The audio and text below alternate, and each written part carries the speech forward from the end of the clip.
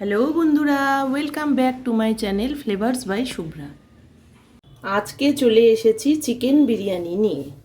আজ তৈরি করব চিকেন বিরিয়ানি। বিরিয়ানিটা তৈরি করার জন্য আমি একটা সসপ্যানে জল বসিয়ে নিয়েছি। জলটা গরম হয়ে গেছে। এবার আমি জলের মধ্যে কিছুটা লেবুর রস দিয়ে দেব, আর কিছুটা লেবুর রস মাংসতে দিয়ে দেব।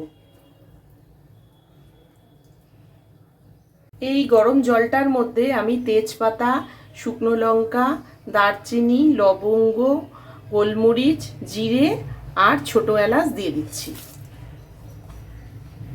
সব দিয়ে জলটা একটু লবণও দিয়ে দিচ্ছি। তারপর ভালো করে ফুটে উঠলে চাল ধুয়ে রেখেছি, বাসমতি চাল, সেই চালটা ছেড়ে দেব। এবার মাংসটাতে সামান্য নুন দিয়ে আমি একটু মাখিয়ে রেখে দেব। চালটা ধুয়ে নিয়েছিলাম, 10 মিনিট ভিজিয়ে রেখেছিলাম বাসমতি চালটা। এবার আমি এটা ছেড়ে দিয়ে 80%-এর মতো কুক করে নেব।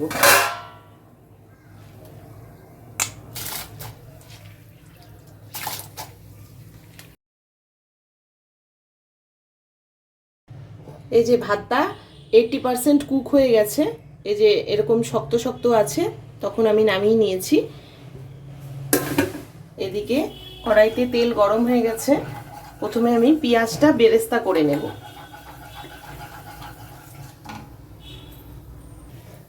কিছুটা পেঁয়াজ আমি ভেজে তুলব।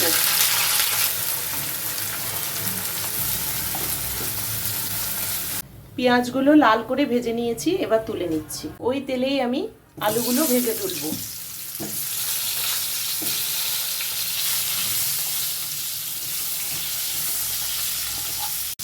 আলুতে অল্প সামান্য লবণও দিয়ে দিলাম।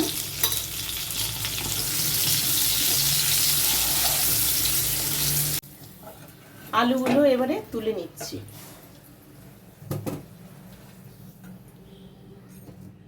তেলে এবার পেঁয়াজ কুচিটা দিয়ে দিচ্ছি। পেঁয়াজটা ভেজে নিয়ে এবার মশলাটা দিয়ে দেবো। আদা রসুন পেস্টটা দিয়ে দিচ্ছি। এবারে আমি ওই মশলাটাতে যেই মাংসটা লেবু দিয়ে মাখিয়ে রেখেছিলাম সেটা দিয়ে দিচ্ছি।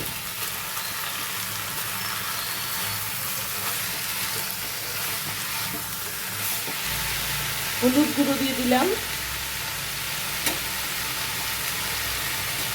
মাংসতে আগের থেকে লবণ দেওয়া ছিল, তাই অল্প করে লবণ দিলাম। লাল মির্চ দিয়ে দিচ্ছি।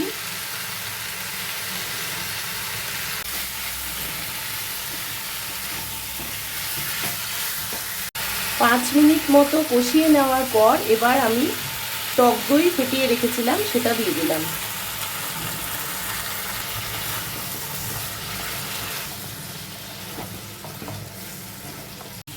মাংস কিছুক্ষণ কষানো হয়ে গেছে। এবার ভাজা আলুটা দিয়ে অল্প সামান্য জল দিয়ে ঢেকে দেব।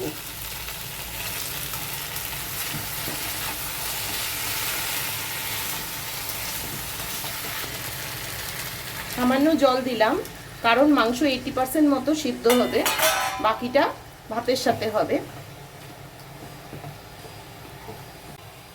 এদিকে আমি একটু কাঁচা দুধের মধ্যে ঘি, ফুড কালার, মিঠা আতর আর গোলাপ জল মিলিয়ে রেখেছি, এটা পরে দেব।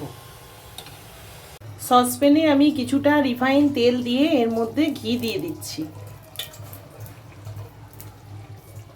তারপর গোটা গরম মশলা দিয়ে দিলাম।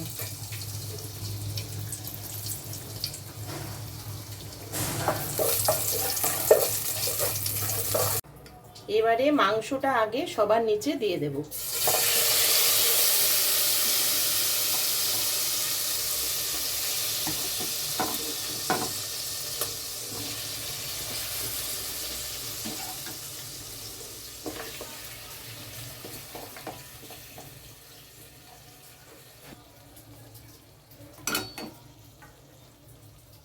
এখন ভাতটা দিয়ে দিচ্ছি।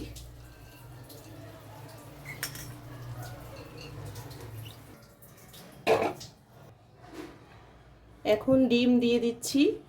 ডিম দিয়ে কিছুটা পেঁয়াজ বেরেস্তা দিয়ে দিলাম, লঙ্কা কুচি দিয়ে দিচ্ছি, যে যেরকম ঝাল খাও সেই হিসাবে।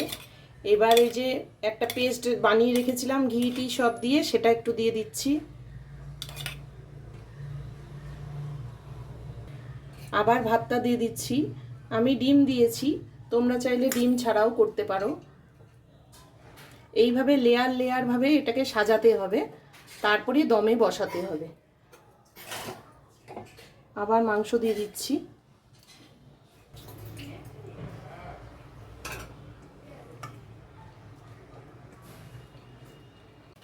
আজকে আমি বিরিয়ানি মশলাটা তৈরি করিনি, রেডিমেড বিরিয়ানি মশলা দিয়ে দিচ্ছি। সানরাইজের বিরিয়ানি মশলাটা বেশ ভালোই হয়, ওটাই দিয়ে দিচ্ছি। আবার ভাত দিয়ে দিলাম, দিয়ে আবার পেঁয়াজ বেরেস্তা,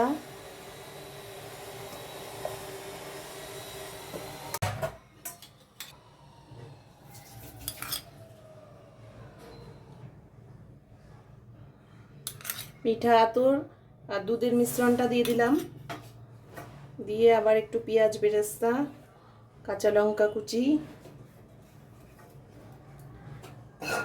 মাংসের গ্রেভিটা অল্প দিয়ে দিচ্ছি। সব শেষে সামান্য নুন দিয়ে, যেহেতু নুন অনেক জায়গায় দেওয়া আছে, সামান্য নুন দিয়ে একটু ঘি ছড়িয়ে দিয়ে ঢেকে দেব।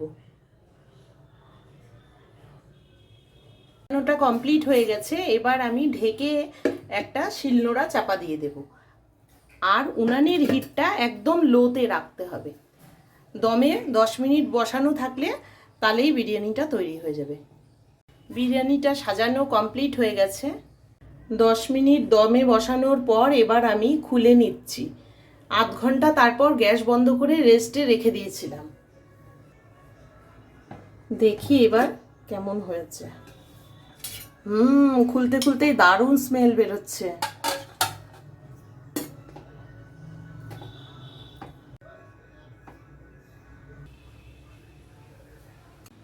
ভালো করে মিলিয়ে নিতে হবে।